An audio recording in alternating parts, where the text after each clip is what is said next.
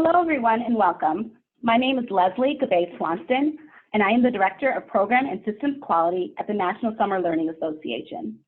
Thank you for joining us today for the fourth in a series of webinars we will be hosting leading up to our annual national conference in Kansas City in November. Our topic today will be engaging high school youth as peer leaders. Before we get started, here's an overview of today's webinar. For those of you who are new, I will share a little bit about the work that we do here at NSLA and the Summer Changes Everything annual conference. I'm joined today by Laurie Jo Wallace, Managing Director of Training and Capacity Building at Health Resources in Action. She's going to share a preview of her workshop on how to use peer leadership models and youth development practices in summer settings. Then we'll wrap up with some conference updates and announcements.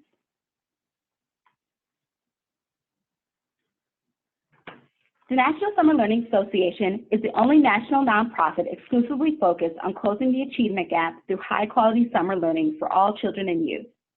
Our work centers on three strategic priorities: recognizing and disseminating what works in summer learning, offering expertise and support for programs and communities to strengthen and expand summer learning opportunities, and convening leaders and advocating for summer learning as a solution for equity and excellence in education. Our vision is that all children and youth will have access to high-quality summer learning experiences to help them succeed in college, career, and life. Core to our work is the recognition that high-quality summer learning works. High-quality summer learning programs have been shown to improve reading and math skills, school attachment, motivation, and relationships with adults and peers. One of the ways that we help recognize and disseminate best practices in summer learning and convene leaders in the field is through our annual national conference. This year, we will be in Kansas City, Missouri, November 12th to the 14th. This year's keynote speaker is Hill Harper, an award-winning actor, author, and founder of the Manifest Your Destiny Foundation, a national nonprofit dedicated to helping underserved youth to succeed through education, mentorship, and grant programs. You won't want to miss this great lineup of workshops and speakers.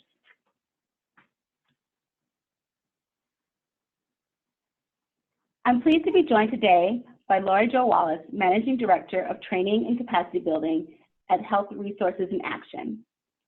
At Health Resources in Action, Ms. Wallace has spent the last 28 years promoting healthy communities and healthy youth in Boston. In her role as the Managing Director of Training and Capacity Building, she has special expertise in the areas of training and facilitation, and she has provided consultation and support to numerous programs, coalitions, and public health and other nonprofit agencies in the Boston region and nationally. She has contributed to and written coalition building and youth development training curricula and facilitated strategic planning and organizational development initiatives for a variety of nonprofit agencies, local and statewide collaborations, and community groups.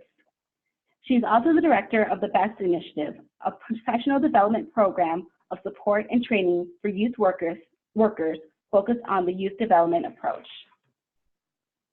So with that, I will turn things over to Laurie Jo. Hello, everyone. I'm going to talk to you today about peer leadership for high school students as a model, and I'm going to use it as an example, a project that we run called the Lea Project, which stands for Leaders Through Education, Action, and Hope. There's, of course, a lot of acronyms in our world, but this particular project started because of a young woman, a 25-year-old youth worker who passed away quite unexpectedly some years ago. And in her living name, they wanted to start this project so that she'd have something living after her friends, her family, and a lot of her colleagues. So I'll talk more about the Lea Project as an example of peer leadership. But before I go there, I wanted to say a few more things about, not necessarily about myself. You heard from Leslie a little bit of my background. I've been in this work for many years and started as a high school teacher, but my real professional work has focused around this model of peer leadership or peer education, peer helpers. There's a lot of titles for this work. Sometimes people call it near peer work because the young people are not necessarily working with people their exact same age but a little bit younger, and we're calling it peer leadership. And so since I was a high school teacher, I worked in the with young people in an after school activity to teach substance use prevention to younger children. And I have always found this model to be so exciting. It makes a lot of sense to everyone you talk about it to. That's common sense that young people listen to young people. But in addition, the most important thing for me has been to see the growth of the actual peer leaders themselves in becoming these role models, as well as learning teaching skills and skills, as well as whatever the topic they're focused on. So as I mentioned, I started out, and our organization to this day, where I got hired to from the school I was working with, is a public health organization. So we're called Health Resources in Action, and we do a lot of broad, intermediate public health work. But my work is always focused around that core piece of engaging young people. A lot of public health initiatives, violence prevention, substance use prevention, or healthy relationships, physical health and nutrition, they all focus around educating young people. So that's really where that connected for me, this peer leadership model. So we have been doing this work and written many curriculum and trained many groups across New England, and once in a while in other places in the country, and until and we're still doing that today around those other topics. And then in 2013, the Lea Project, which was the same idea, it's a peer leadership project for high school students to get trained. The different shift was it's actually in STEM, science, technology, engineering, and math. And these young people, you can see them here, and I'll keep going. This is, I'm sorry, a little bit more about me, and I can say more about this at the end too. So I'm talking now about what is the Lea Project. These young people are trained in a 20-hour curriculum about teaching, but also with STEM activities. You can see on the right-hand side a young man teaching little ones there, and our friend in the middle here has also a college application, because part of our whole focus is not only to train young people in this peer leader model, but also to really support them moving towards college. And we so far have a 100% rate since we've taken the program here to our organization in 2013. We've also expanded from 20 peer leaders to 60 peer leaders this year. So it's a big expansion, and our organization, which is not primarily a youth organization, is really adjusting to fit to support all these young people. And on the left-hand side, you also see some of the Lea Mentors, or we call them mentors, the Lea Mentors, even though I'm going to try to say peer leaders, because that's really what we're talking about here. They're in a lab, so they also get they get some science training, as well as learning how to teach this curriculum to young people.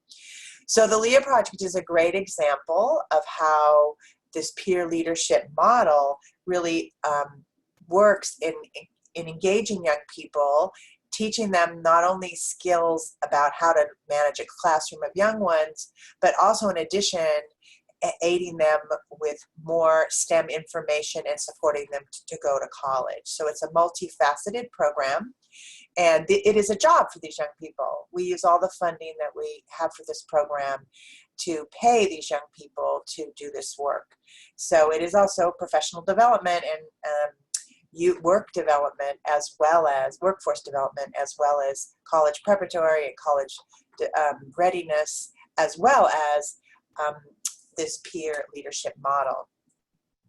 And the really who are the peer leaders is what I wanted to say a little bit more about, particularly in this case of the Lea Project. And again, I just to remind you, we call them Lea Mentors, even though they are peer leaders. They are young people from around Boston Public Schools, from many different Boston Public Schools. They're sophomores, juniors, and seniors. We try to keep them, if we get them as sophomores, all the way through till they graduate, because we do have the college readiness piece. And the real goal of the Lea Project is to integrate, one of the broad goals is to integrate young people of color and urban young people and first generation college goers into the STEM. and into the science, technology, engineering, math fields, because there is such a lack of diversity within those fields. So that, and so it's kind of got this two-pronged thing where we hopefully re-excite the high school students, and then they also become role models for these elementary school students. So this particular peer leader program is focused on these 60 Boston high school students.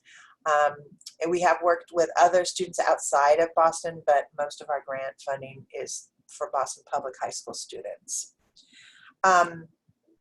So why is it important? Here we have one of our events where we have some of the supporters and allies and professionals from the technology, science, engineering, and math communities who we bring together in exchanges and networking events in the evenings. It's one of our seniors last year there, talking with one of the professionals. Well, it's important because there is such a lack of diversity in the STEM fields. But what we really love about this program is it's not only about encouraging young people to do STEM work, it's encouraging young people to go to college, but it's also really supporting the teaching field. And because some young people come to this program and get hired through us, and they really just want to teach younger kids, as well as some really want to have a STEM career. So it's such a fascinating collection of different aspects that really make this program strong. We use a curriculum called Quirkles, which is for kindergartners, first graders, and second graders that we've used for many years, and adapted that it's actually a school curriculum, and we've adapted it for the peer leaders. So that's a little bit about the Lea Project and how we're really actively engaged with this peer leadership program. And of course, in the summer, the one piece I didn't talk very much about is where do the peer leaders the Lea peer leaders go to teach the younger kids? Well, they're in after-school programs. So we have this big connection of partnerships with YMCAs and Boys and Girls Clubs. And in the summer, that just explodes because of the plethora of summer camp programming. So we have a very intensive program in the summer where the peer leaders go out to all those partner agencies. So that's a little bit about our example project, the Lea Project, and about how peer leadership works. But I do want to speak for a few minutes before I end about actually this session at the conference. And first of all, I really want to encourage you to come because I think it will be interesting and exciting. I'm a trainer by background and really believe in interactive education. All of our trainings for the young people are very interactive and engaging. We don't lecture at them, at least not for more than 3 or 4 minutes at a time. So I really believe in that kind of education. So this workshop, even though it's not, or this session, even though it's not terribly long, will be interactive, and so you will get a chance to know other people in the room. So this is the agenda as I've laid it out, getting to know people. And icebreakers. I also know that an icebreaker in that getting to know other folks in the room. I also know that tools are really important for folks, so we will have tools to give to you about our training, about different ways of engaging young people, about a couple of STEM activities that we train the older students, and then what they do with the younger students. So I'll start with what is the Lea Project, as I just did here, then really look at two really basic an approach, which is the youth development approach, which we base all of our work with young people on, which is the approach from the Advancing Youth Development curriculum and organization that's been in existence for about 20 years. It's a research-based training that really looks at how we support the development of young people's positive outcomes. And that's how that underlies peer leadership as a model, and then particularly this model of the Lea Project with a STEM focus. We'll be participating in actually giving you a couple of activities for STEM peer leadership, and then finally really looking at what are some of the policies and practice that need to be in place for really establishing a STEM focused peer leadership project in the summer, and then carrying into the year if that's possible.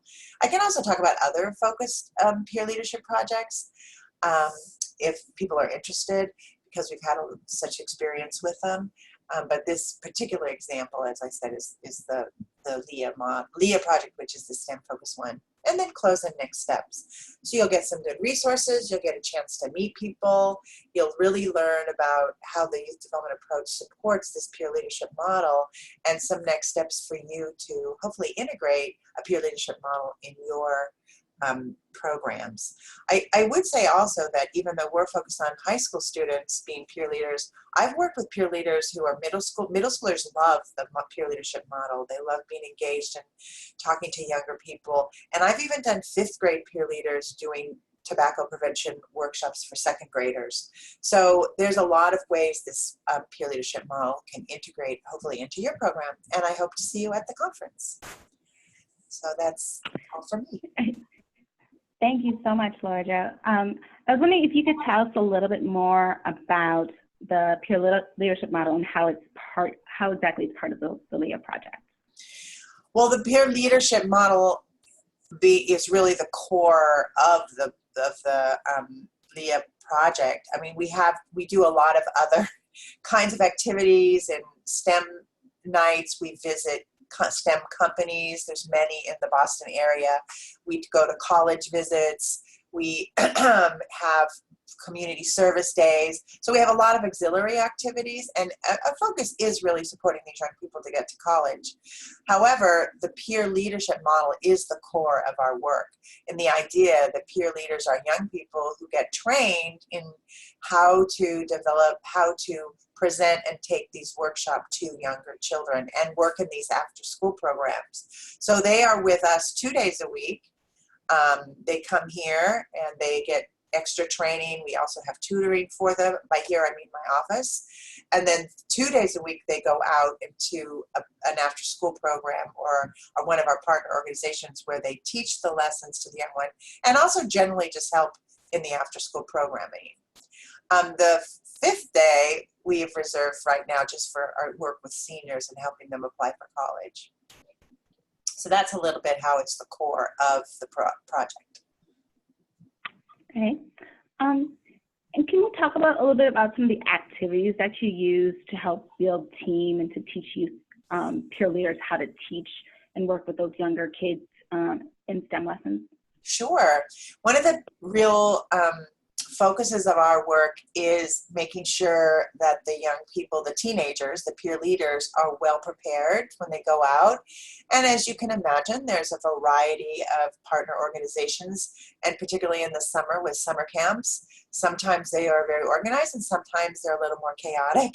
So we really want to give the tools to the young people to be able to go out and run these workshops. We do this very much in partnership with the partner organizations. We can't do it unless the partner organizations are really able to provide an adult who can support the young people, a staff person who can support the teenage peer leaders at the sites and help them set up their workshops. Because the workshops they do are STEM focused and they're all very much experiment focused. They're simple experiments, but they're hands-on activities. So the young people actually lead these hands-on activities with the little ones out at the partner sites.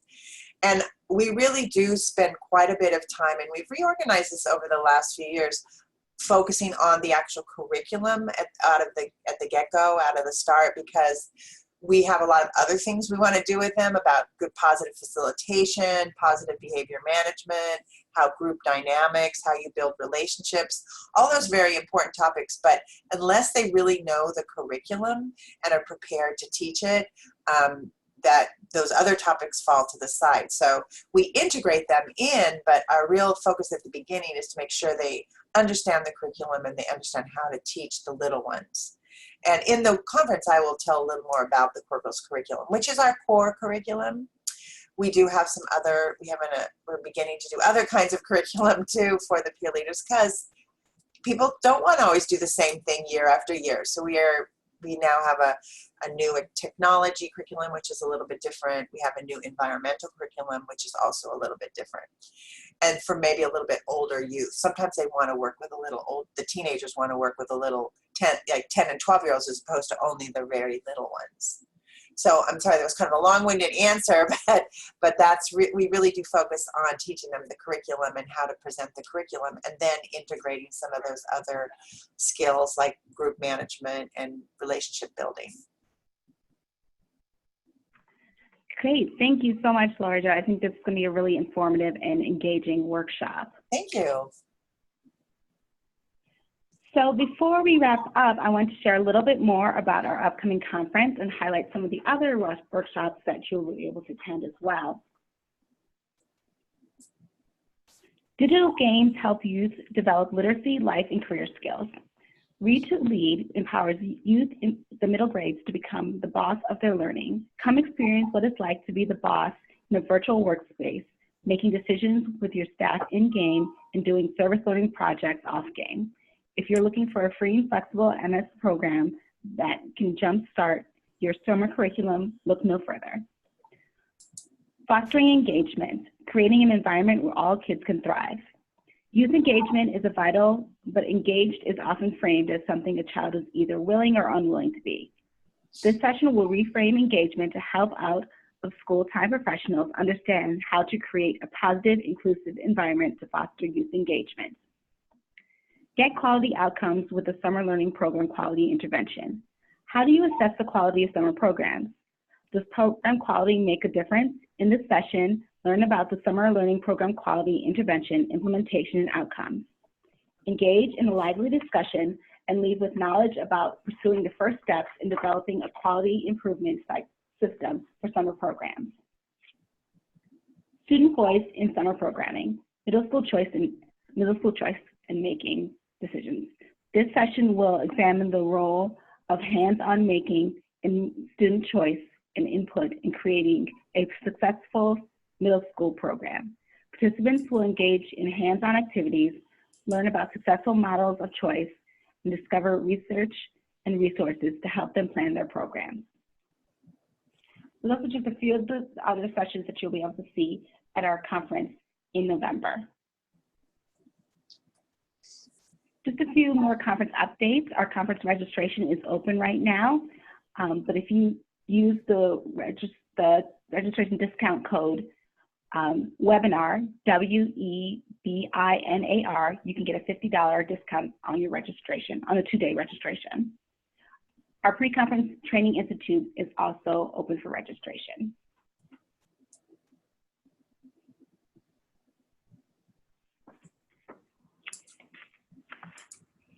We're also happy to announce our First Timers Meet and Greet. This will be on Monday afternoon. Come and meet your fellow first timers and learn tips on how to get the most out of the conference. And we'll also have our popular Youth Spark session. This year we will be featuring Kansas City young audiences, and they will be having some performances for us. You won't want to miss that.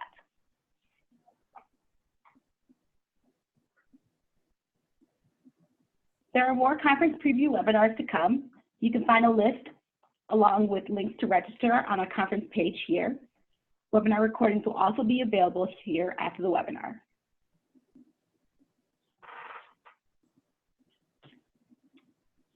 Finally, make sure to follow us on social media for the latest updates and announcements. Thank you again for joining us. Our contact information is on the screen if you have any questions for myself or for Laurie Jo. We hope to see you in Kansas City in November. Bye.